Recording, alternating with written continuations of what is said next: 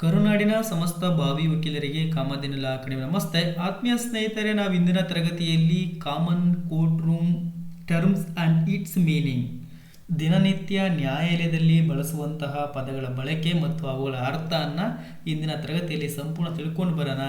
ತುಂಬ important concept ಇವೆಲ್ಲವೂ ಕೂಡ ಜೂನಿಯರ್ ಅಡ್ವೊಕೇಟ್ಸ್ಗೆ ಅಥವಾ ಯುವ ವಕೀಲರಿಗೆ ಮತ್ತು ಭಾವಿ ವಕೀಲರಿಗೆ ಮುಂದಿನ ದಿನಮಾನಗಳಲ್ಲಿ ನೀವು ನ್ಯಾಯಾಲಯದಲ್ಲಿ ಬಳಸಬೇಕಾದಂತಹ ಪದಗಳನ್ನು ತುಂಬ ಕ್ಲಿಯರ್ ಆಗಿ ನಾನು ಹೇಳ್ಕೊಡ್ತಾ ಇದ್ದೇನೆ. ನೀವೆಲ್ಲೂ ಕೂಡ ಇದನ್ನೆಲ್ಲ ಫಾಲೋ ಅಪ್ ಮಾಡಿದ್ದೇ ಆಗಿದ್ದಲ್ಲಿ ತುಂಬ ಈಸಿ ವೇಯಲ್ಲಿ ನೀವು ಕಮ್ಯುನಿಕೇಷನ್ಸನ್ನು ಮಾಡ್ಬೋದಾಗಿರ್ತದೆ ನ್ಯಾಯಾಲಯದಲ್ಲಿ ಅಂತ ಹೇಳ್ಬಿಟ್ಟು ಆತ್ಮೀಯ ಸ್ನೇಹಿತರೆ ಗಮನಿಸಿ.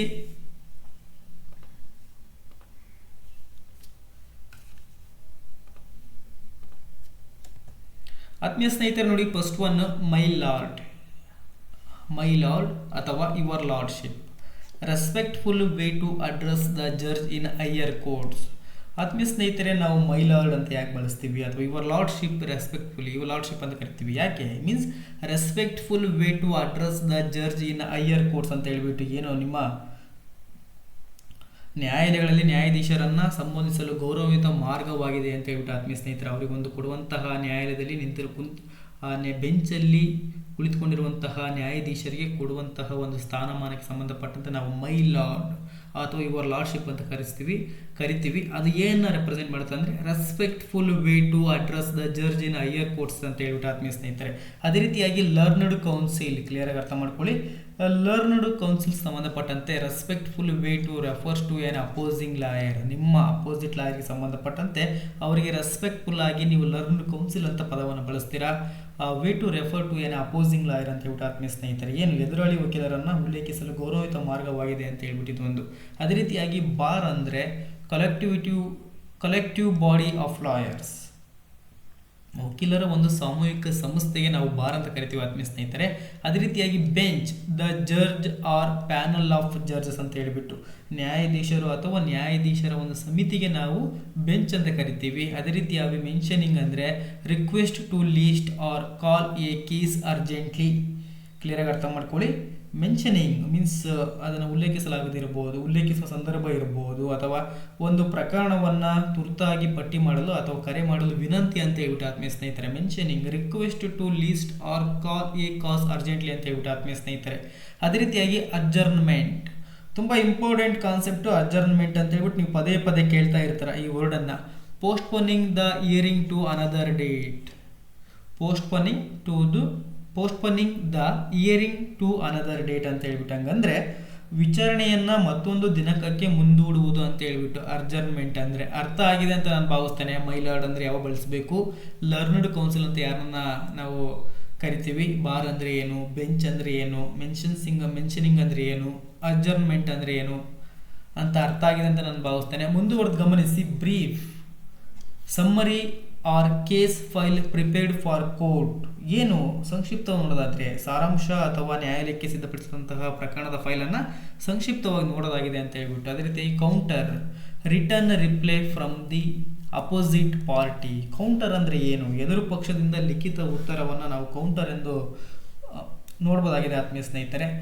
Submissions, arguments made orally or in writing, ಸಲ್ಲಿಕೆಗಳು ಏನು ನೀವು ಸಬ್ಮಿಷನ್ಸ್ ಮಾಡುವಂತಹ ದಾಖಲೆಗಳು ಅದು ಮೌಖಿಕವಾಗಿ ಇರಬಹುದು ಅಥವಾ ಬರವಣಿಗೆಯಲ್ಲಿ ಮಾಡಿದಂತಹ ವಾದಗಳನ್ನು ಒಳಗೊಂಡಿರ್ತದೆ ಅಂತ ಹೇಳ್ಬಿಟ್ಟು ಆತ್ಮೀಯ ಸ್ನೇಹಿತರೆ. ಎಕ್ಸಿಬಿಟ್ಸ್, ತುಂಬ important. Exhibit number 1, exhibit number 2 ಅಂತ ಕರಿತಿರ್ತಾರೆ ನಿಮ್ಮ ನೀವು ವಿದ್ಯಾರ್ಥಿಗಳಾಗಿ ಸಂದರ್ಭದಲ್ಲಿ ನೀವು ಕೋರ್ಟ್ ಅಬ್ಸರ್ವೇಷನ್ಗೆ ಹೋಗಿದ್ದರೆ, ಇಂಟರ್ನ್ಶಿಪ್ ಸಂದರ್ಭದಲ್ಲಿ ನೀವು ಕೋರ್ಟ್ ಅಬ್ಸರ್ವೇಷನ್ಗೆ ಹೋಗಿದ್ದಲ್ಲಿ ಅಂಥ ಸಂದರ್ಭದಲ್ಲಿ ವಕೀಲರು ಆರ್ಗ್ಯೂ ಮಾಡುವ ಸಂದರ್ಭದಲ್ಲಿ ಎಕ್ಸಿಬಿಟ್ ನಂಬರ್ 1, ಎಕ್ಸಿಬಿಟ್ ನಂಬರ್ 2 ಅಂತ ಅವರು ಹೇಳ್ತಾ ಇರ್ತಾರೆ. ಎಕ್ಸಿಬಿಟ್ ನಂಬರ್ ಅಥವಾ ಅರ್ಥ ಮಾಡ್ಕೊಳ್ಳಿ. ಹಂಗಂದ್ರೆ document or objective shown as proof in court ಅಂತ ಹೇಳ್ಬಿಟ್ಟು ಆತ್ಮೀಯ ಸ್ನೇಹಿತರೆ ಏನು ಹಂಗಂದ್ರೆ ಅರ್ಥ ಆಗ್ತದೆ ಅಂತ ನಾನು ಭಾವಿಸ್ತೇನೆ. ಎಕ್ಸಿಬಿಟ್ ಅಂತ ನೋಡೋದಾದ್ರೆ ದಾಖಲೆ ಅಥವಾ ವಸ್ತುವನ್ನು ನ್ಯಾಯಾಲಯದಲ್ಲಿ ಪುರಾವೆಯಾಗಿ ತೋರಿಸಲಾಗಿದೆ ಅಂತ ಹೇಳ್ಬಿಟ್ಟು ಆತ್ಮೀಯ ಸ್ನೇಹಿತರೆ ಯಾವ ದಾಖಲೆ ಸಂಬಂಧಪಟ್ಟಂತೆ ಯಾವ ದಾಖಲೆಗಳನ್ನ ಪ್ರೊಡ್ಯೂಸ್ ಮಾಡಲಾಗಿದೆ ನ್ಯಾಯಾಲಯಕ್ಕೆ ಅದನ್ನು ಮಾರ್ಕ್ ಮಾಡಿರ್ತಾರೆ. ಅದಕ್ಕೆ ಮಾರ್ಕ್ 1, ಮಾರ್ಕ್ 2 ಅಥವಾ ಎಕ್ಸಿಬಿಟ್ ನಂಬರ್ 1, ಎಕ್ಸಿಬಿಟ್ ನಂಬರ್ 2 ಅಂತ ಕನ್ಸಿಡರ್ ಮಾಡಿರ್ತಾರೆ. ಆ ರೀತಿಯಲ್ಲಿ ಹೇಳ್ಕೊಂಡು ಹೋಗ್ತಾರೆ. ಅಲ್ಲಿ ಇಂಥ ಪರ್ಟಿಕ್ಯುಲರ್ ಹೆಸರನ್ನು ಹೇಳೋದಿಲ್ಲ. ಅರ್ಥ ಆಗ್ತದೆ ಅಂತ ನಾನು ಭಾವಿಸ್ತೇನೆ. ಅದೇ ರೀತಿಯಾಗಿ prayer, what the party is asking the court to grant, ಏನಿದೆ ಇನ್ನು ಪ್ರೇಯರಲ್ಲಿ ನೀವೇನು ನೋಡ್ತೀರ ಅಂದರೆ ಪಕ್ಷವು ನ್ಯಾಯಾಲಯವನ್ನು ನೀಡುವಂತೆ ಕೇಳ್ತಿದೆ. ಆ ಪ್ರಕರಣಕ್ಕೆ ಅಥವಾ ವ್ಯಾಜ್ಯಕ್ಕೆ ಅಥವಾ ಮೊಕದ್ದಮೆಗೆ ಸಂಬಂಧಪಟ್ಟಂತೆ ಅವರಿಗೆ ಏನನ್ನ ಬೇಕು, ಅದರಿಂದ ಏನನ್ನ ಕೇಳ್ತಿದ್ದಾರೆ, ಅವರಿಗೆ ಏನು ನಷ್ಟವಾಗಿದೆ, ಆ ನಷ್ಟವನ್ನು ತುಂಬಿಕೊಡುವಂತೆ ನ್ಯಾಯಾಲಯಕ್ಕೆ ಮನವಿಯನ್ನು ಮಾಡ್ತಿದ್ದಾರೆ ಅಂತ ಹೇಳ್ಬಿಟ್ಟು ಆತ್ಮೀಯ ಸ್ನೇಹಿತರೆ. ಅದೇ ರೀತಿಯಾಗಿ overruled, judge rejects an objection. ತುಂಬ ಇಂಪಾರ್ಟೆಂಟ್ ನೋಡಿ. ಓವರ್ ರೂಲ್ಡ್ ಮೀನ್ಸ್ ರದ್ದುಗೊಳಿಸಲಾಗಿದೆ ಅಂತ ಹೇಳ್ಬಿಟ್ಟು, ನ್ಯಾಯಾಧೀಶರ ಆಕ್ಷೇಪಣೆಯನ್ನು ತಿರಸ್ಕರಿಸ್ತಾರೆ ಅಂತ ಹೇಳ್ಬಿಟ್ಟು. ಜಡ್ಜ್ ರಿಜೆಕ್ಟ್ಸ್ ಆನ್ ಅಬ್ಜೆಕ್ಷನ್ಸ್ ಅರ್ಥ ಆಗಿದೆ ಅಂತ ನಾನು ಭಾವಿಸ್ತೇನೆ ಆತ್ಮೀಯ ಸ್ನೇಹಿತರೆ. ಮುಂದುವರೆದ ಗಮನಿಸಿ. Defect mistake in document filing. ದಾಖಲೆ ಸಲ್ಲಿಸುವಲ್ಲಿ ದೋಷ ಇದ್ದರೆ ಅದನ್ನು ಕೂಡ ಫೈಲಿಂಗ್ ನೋಡಬೇಕಾಗುತ್ತೆ ಆತ್ಮೀಯ ಸ್ನೇಹಿತರೆ. ಅದೇ ರೀತಿಯಾಗಿ taken on record, court has officially accepted the document. ದಾಖಲೆಯಲ್ಲಿ ತೆಗೆದುಕೊಳ್ಳಲಾಗಿದೆ ಮೀನ್ಸ್ ನ್ಯಾಯಾಲಯವು ಅಧಿಕೃತವಾಗಿ ಡಾಕ್ಯುಮೆಂಟನ್ನು ಅಂಗೀಕರಿಸಿದೆ ಅಂತ ಹೇಳ್ಬಿಟ್ಟು. ಟೇಕನ್ ಆನ್ ರೆಕಾರ್ಡ್ ಮೀನ್ಸ್ ಅಂದರೆ court has officially accepted the document ಅಂತ ಹೇಳ್ಬಿಟ್ಟು. ಅದೇ ರೀತಿಯಾಗಿ sustained, judge accept an objection. ಅಲ್ಲಿ ಓವರ್ ರೂಲ್ ಆದರೆ ಅಬ್ಜೆಕ್ಷನ್ನ ನ್ಯಾಯವಾದಿಗಳು ಒಬ್ಬ ಅಪೋಸಿಟ್ ಪಾರ್ಟಿಯವರು ಕ್ರಾಸ್ ಎಕ್ಸಾಮಿನೇಷನ್ಸನ್ನು ಮಾಡುವ ಸಂದರ್ಭದಲ್ಲಿ ಜಡ್ಜಸ್ಸಿಗೆ ಸಂಬಂಧಪಟ್ಟಂತೆ ಆ ಕಕ್ಷಿದಾರರನ್ನು ಕೇಳ್ತಿರುವಂತಹ ಕ್ರಾಸ್ ಎಕ್ಸಾಮಿನೇಷನ್ ಸಂದರ್ಭದಲ್ಲಿ ಅಪೋಸಿಟ್ ಪಾರ್ಟಿಯವರು ಬೇರೆ ಕ್ವಶನ್ಸ್ಗಳನ್ನು, ಕೇಸಿಗೆ ರಿಲೇಟೆಡ್ ಇಲ್ಲದೆ ಕ್ವಶನ್ಸ್ಗಳನ್ನು ಅರೇಂಜ್ ಮಾಡಿದಾಗ ಅಂಥ ಸಂದರ್ಭದಲ್ಲಿ ಇನ್ನೊಬ್ಬ ವಕೀಲರು ಅಬ್ಜೆಕ್ಷನ್ ಅಂತ ಹೇಳ್ತಿರ್ತಾರೆ. ಅಂಥ ಸಂದರ್ಭದಲ್ಲಿ ಜಡ್ಜಸ್ ಅವರು ಓವರ್ ರೂಲ್ಡ್ ಅಂತ ಹೇಳ್ಬೋದು, ಇಲ್ಲ ಅಂದರೆ ಸಸ್ಟೈನ್ಡ್ ಅಂತ ಹೇಳ್ಬೋದು. ಸಸ್ಟೈನ್ಡ್ ಅಂದರೆ ಅಂತಹ ಅಬ್ಜೆಕ್ಷನನ್ನು ಜಡ್ಜಸ್ ಅವರು, ನ್ಯಾಯವಾದಿಗಳು ಒಪ್ಕೊಂಡಿದ್ದಾರೆ ಅಂತ ಹೇಳ್ಬಿಟ್ಟು ಆತ್ಮೀಯ ಸ್ನೇಹಿತರೆ. ನ್ಯಾಯಾಧೀಶರವರು ಜಡ್ಜ್ ಅಕ್ಸೆಪ್ಟ್ಸ್ ಆನ್ ಅಬ್ಜೆಕ್ಷನ್ ಅಂತ ಹೇಳ್ಬಿಟ್ಟು ಅರ್ಥ ಆಗಿದೆ ಅಂತ ನಾನು ಭಾವಿಸ್ತೇನೆ. ನ್ಯಾಯಾಧೀಶರು ಆಕ್ಷೇಪಣೆಯನ್ನು ಸ್ವೀಕರಿಸ್ತಾರೆ ಅಂತ ಹೇಳ್ಬಿಟ್ಟು ಅರ್ಥ ಆಗಿದೆ ಅಂತ ನಾನು ಭಾವಿಸ್ತೇನೆ ಆತ್ಮೀಯ ಸ್ನೇಹಿತರೆ.